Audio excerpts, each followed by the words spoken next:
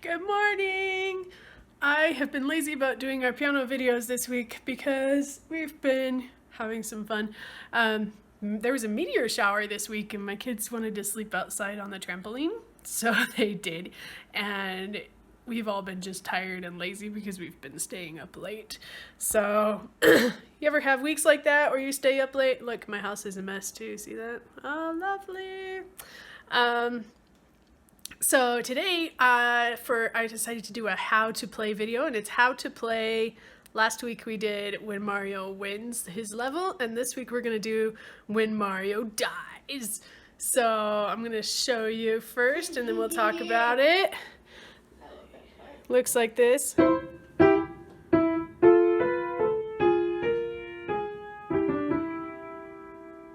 Okay, that's how the right hand goes. There's a little left hand bit that you can do too, and I'll show it to you. But even just the right hand by itself sounds pretty good.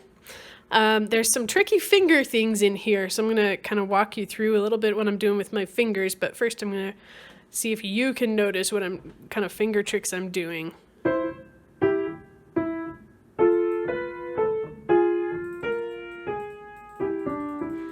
Especially that ending, I did something kind of fun, right? So first, we're going to start off playing C and E. And then we go to G and E. And then we go to just E. Those of you who know chords, you know that's a C major chord in first inversion. Right? So we're going to go. Okay, practice that a couple of times. Use your pointer finger on the G. It's more comfortable that way because you have this big space right here between these two fingers. So if you could put a stretch there instead of a stretch here, like this can't stretch as good, this can't stretch as good, this can stretch really good. So if you have to put a space between notes, I usually like to put it between those two fingers. Okay, and after that we're going to move our thumb up.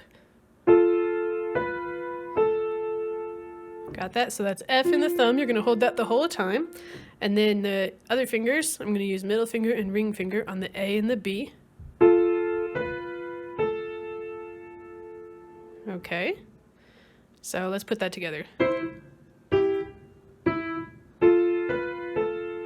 Okay. And the next part, I had my middle finger and my thumb right here, so I'm going to use my pointer finger here. And then here's the tricky part right here.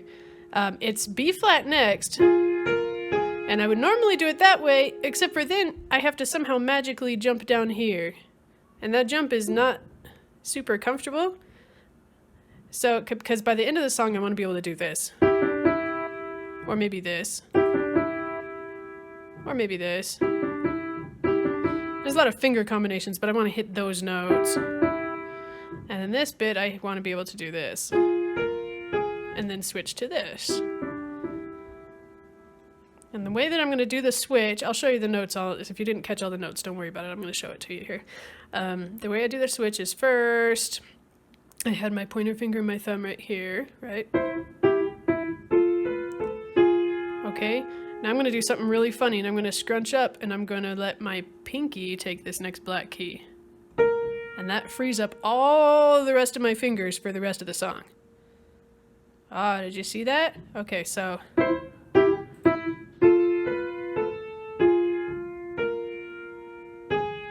And then I use my fourth finger on there. Now I have these three fingers free for the end. And my middle finger is going to do the G. And then these two are going to be on E and D.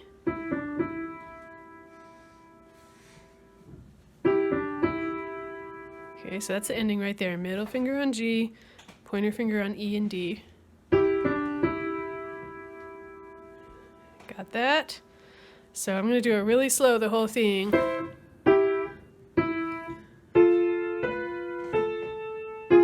This is the hard part right here.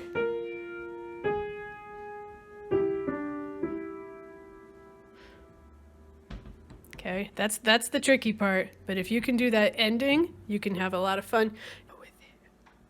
If you want to make it extra fancy. Okay, this is only for people who want to make it extra fancy. You don't have to, but it's kind of fun. So I'll show it to you if you want to make it extra fancy. Here we go, really quick. All right, so it was this.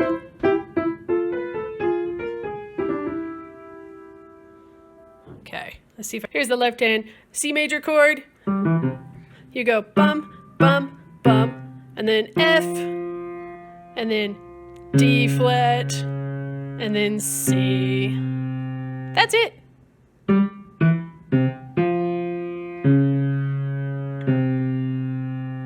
See if you can get it from over here. Make sure you have good firm fingertips. Good firm fingertips always. Nice straight wrist always. All right.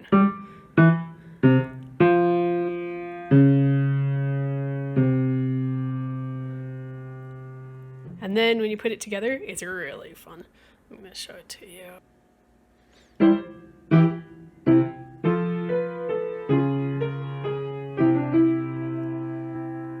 You could do this anytime.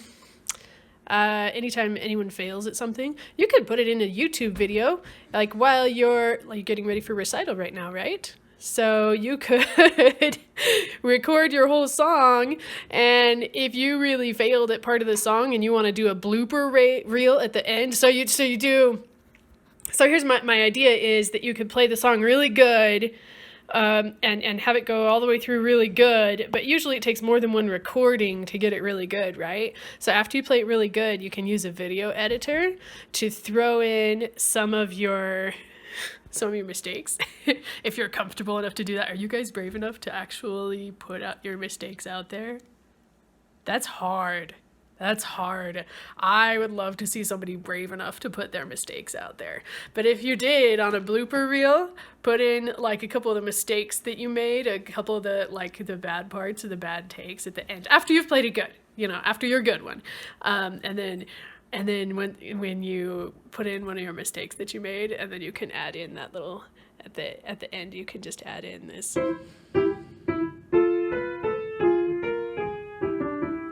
Which would be really fun. Or if you really wanted to, you could throw in the Mario Wins, if you remember from last week's video. Do you remember how to play that one? Do you remember this one?